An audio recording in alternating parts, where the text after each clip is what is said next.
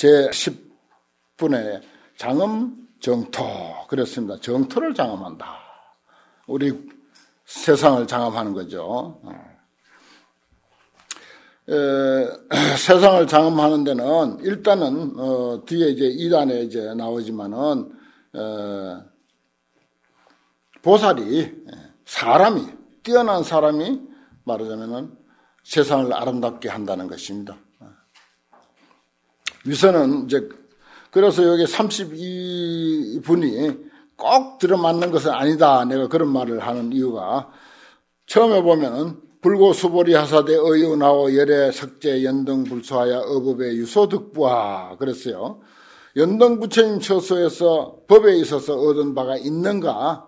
그러니까 불야이다 세존하. 사실은 사실여하는 놔두고 이론상으로 보면은 연등 부처님이 과거세 서가모니 부처님의 스승이었고 그 연등 부처님의 수기를 통해서 오늘날 사바세계 부처가 됐다.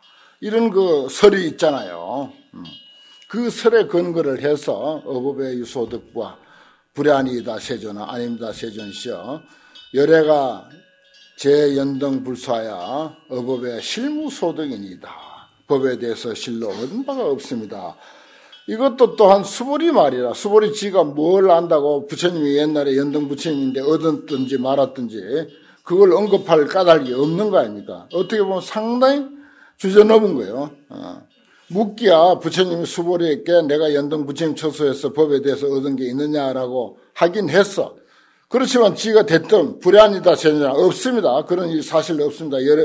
그래서 연등 부처님 처소에서 법에 대해서 얻은 것이 없습니다.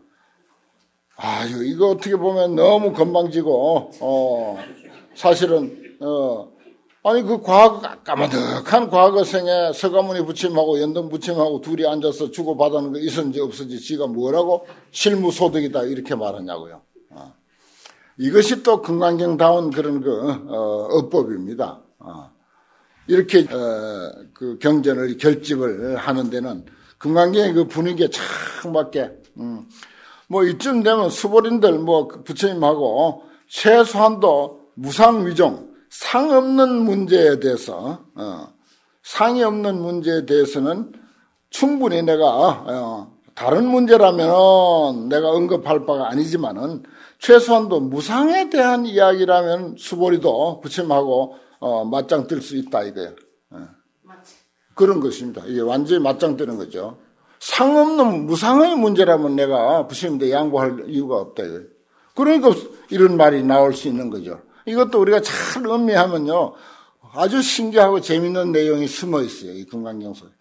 지극히 단순한 경전이지만은 그 속에 그런 것도 막 혼자 읽으면서 웃기도 하고 막 그냥 이렇게 수보리를 막 욕도 해봤다가 쥐어박아 봤다가 이러면서 우리가 경전을 음미하는 거 그것도 경전을 깊이 이해하는 데는 괜찮은 점이에요.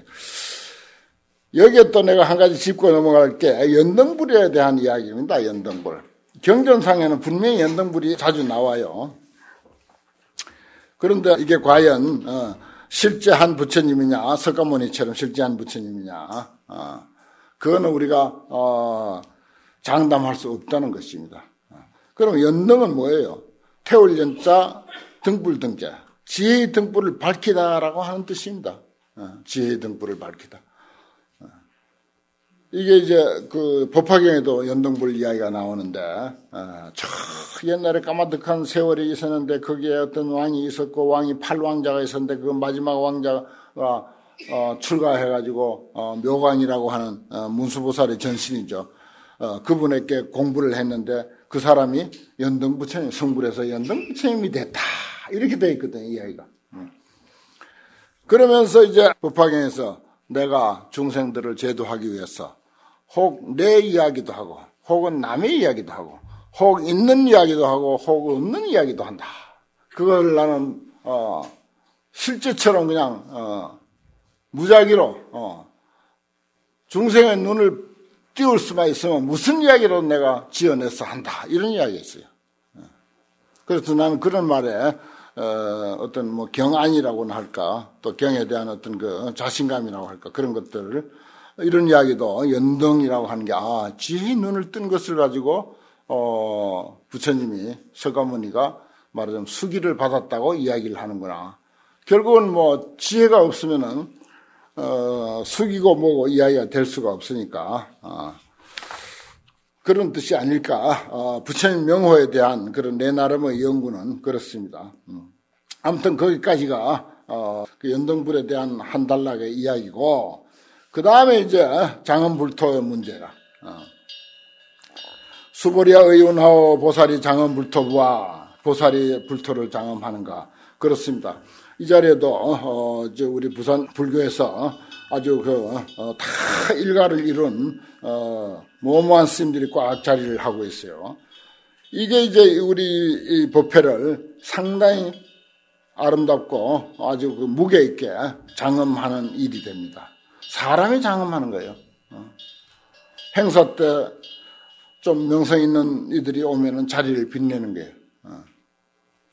자리를 빛낸다는 말을 정말 절실하게 내가 근래에 느꼈는데 바로 그것입니다. 장엄이라는 게 뭐예요? 빛낸다는 뜻 아닙니까? 자리를 빛내는 거예요. 세상에는 사람이 있어야 자리를 빛내는 거예요. 내가 자주 그 예를 들지만은 그 전에 오재봉 선생인데 공부한 사람이 있었어. 그러다가 부산에서 서예원을 하다가 서울에 올라가서 서예원을 했어.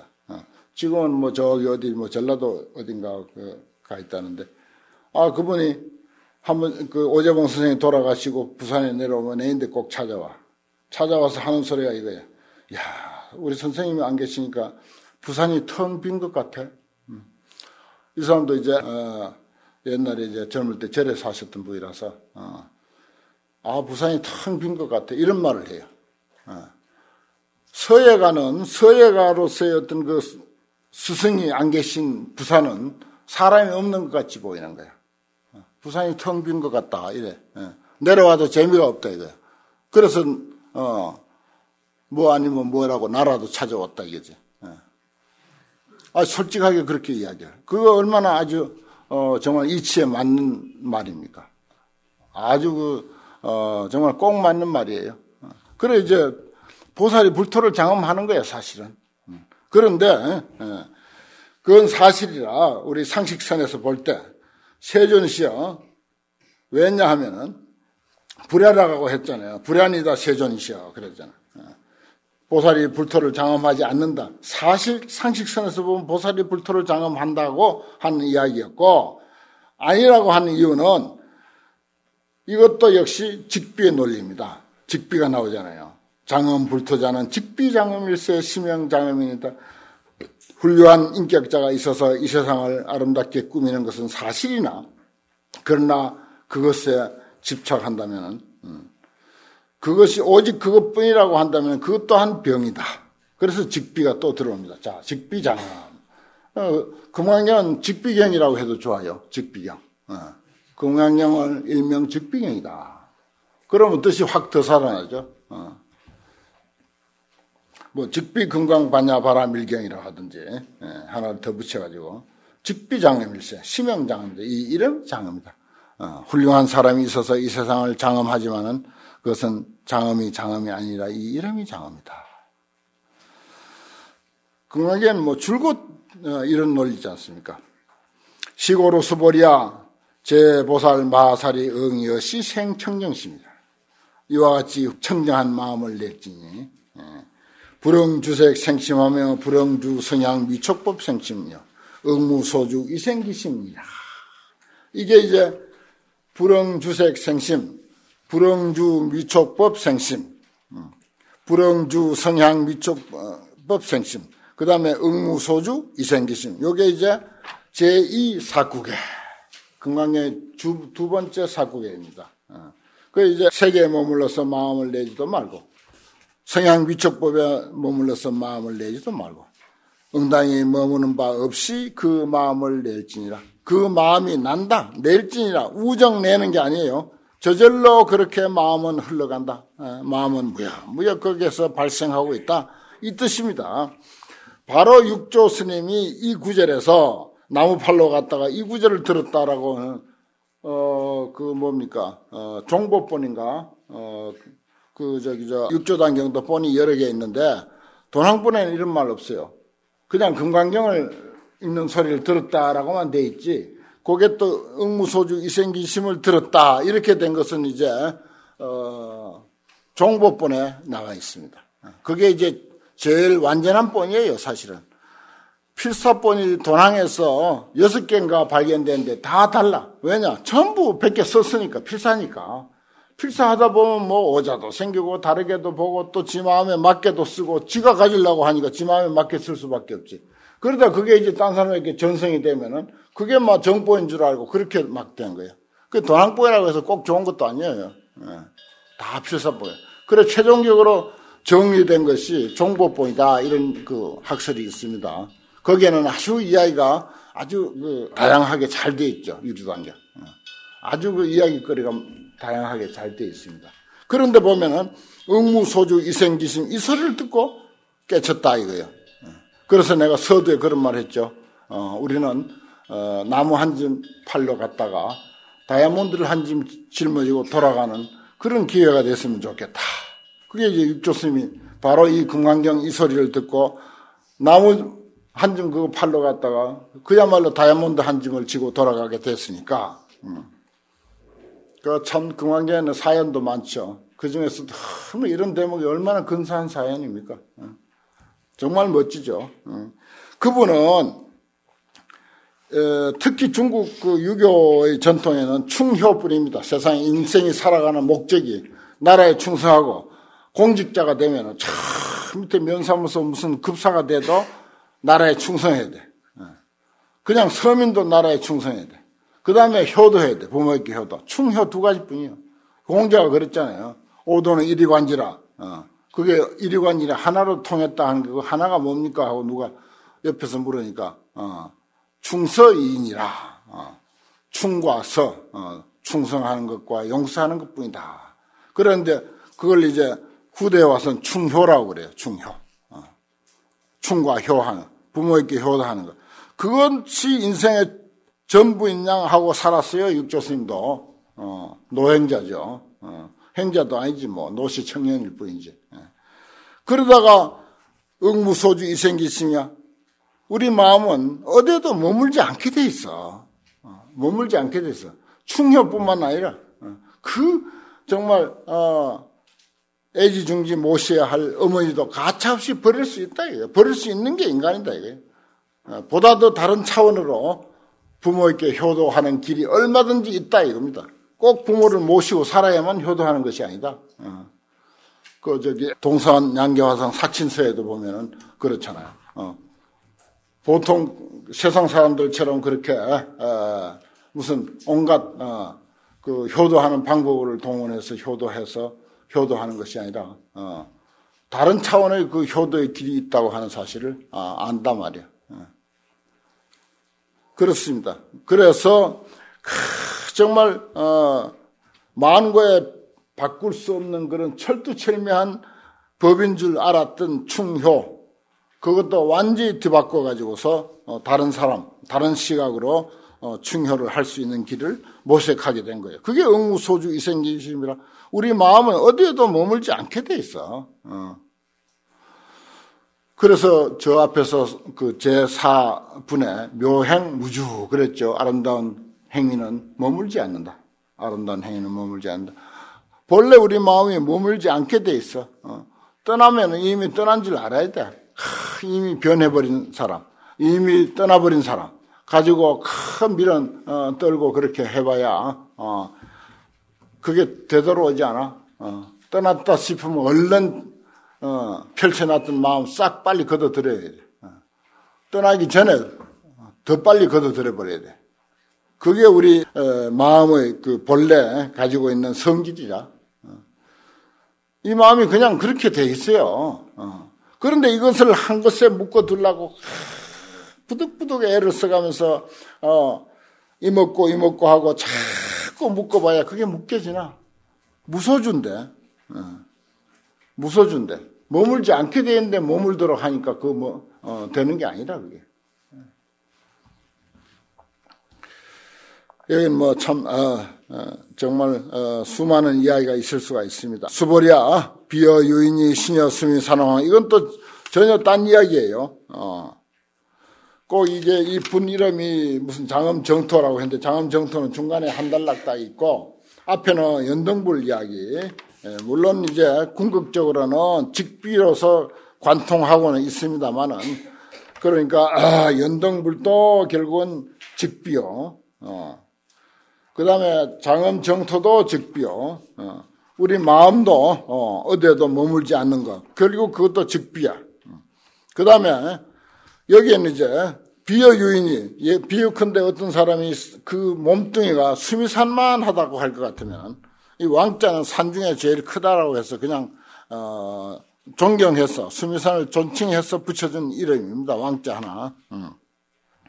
수미산만하다고 한다면 어떻게 생각하는가? 시신이 위대보 이 몸이 크냐? 수보리가 말하기를 심den이다. 매우 큽니다. 세존시여. 하이고 불설 비신이 심형 대신이다.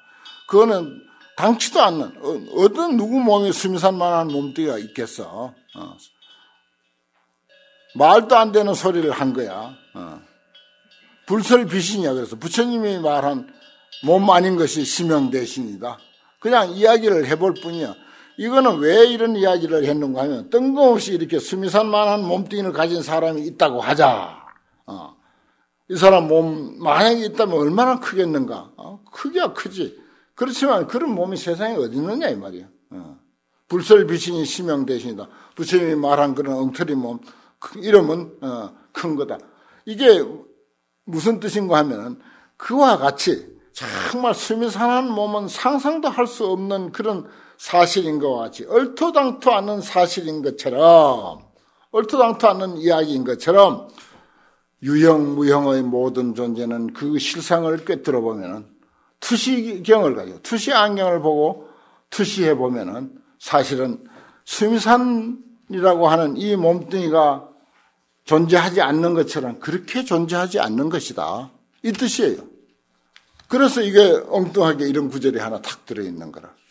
그래서 장엄정토라든지 무슨 온갖 이야기를 부정하는 거, 직비로서 부정하는 그런 그 내용이 바로 여기서 수미산만한 몸뚱이를 이야기를 들어서